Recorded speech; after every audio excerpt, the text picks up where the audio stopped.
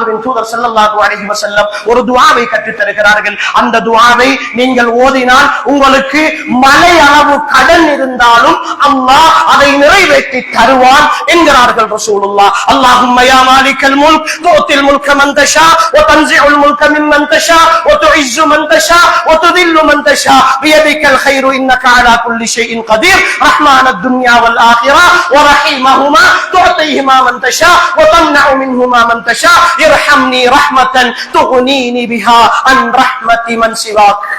இந்த துஆவை எவரொருவர் அல்லாஹ்வை உறுதியாக நம்பி ஓதுகிறாரோ மலை அளவு கடன் இருந்தாலும் அல்லாஹ் நிறைவேற்றுவான் என்கிறார்கள் அஸ்ஸாதிகுல் மஸ்தூக், உண்மையை மட்டும் பேசிய ஸல்லல்லாஹு அலைஹி வஸல்லம். அல்லாஹும்ம இன்னி அப்துக் வ இப்னு அப்திக் இப்னு அமதிக் நாஸியதி பியதிக் மாமின் ஃபிய ஹுக்முக் அத்லுன் ஃபிய கலாஉக் அஸ்அலுக பிகுல்லி இஸ்மின் சம்மைத பிஹி நஃப்ஸக் அவ் அன்ஸல்தஹு ஃபீ கிதாபிக் என்று வருகிற ஒரு பெரிய துஆ.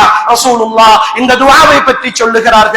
இந்த துஆவை ஒரு அடியான் உறுதியான நம்பிக்கையோடு ஓதினால் அல்லாஹ் அவனுடைய கவலைகளை போக்குவான் என்பதோடு மட்டும் ரசூலுல்லாஹ் விடவில்லை, அவன் கவலைகளை சந்தோஷமாக மாற்றுவான் என்கிறார்கள் ரசூல் ஸல்லல்லாஹு அலைஹி வஸல்லம். அந்த கவலைகளுடைய இடத்திற்கு அல்லாஹ் மகிழ்ச்சியை கொண்டு வந்து சேர்ப்பான் என்கிறார்கள் ரசூலுல்லாஹ். ஈமானிய சமுதாயமே, அல்லாஹ்வை நம்பிய சமுதாயமே, அல்லாஹ்வின் தூதரை உண்மையாளர் என்று நம்பிய சமுதாயமே, இந்த வார்த்தைகளை விட என்ன ஆறுதல் வேண்டும் அன்புக்குரியவர்களே?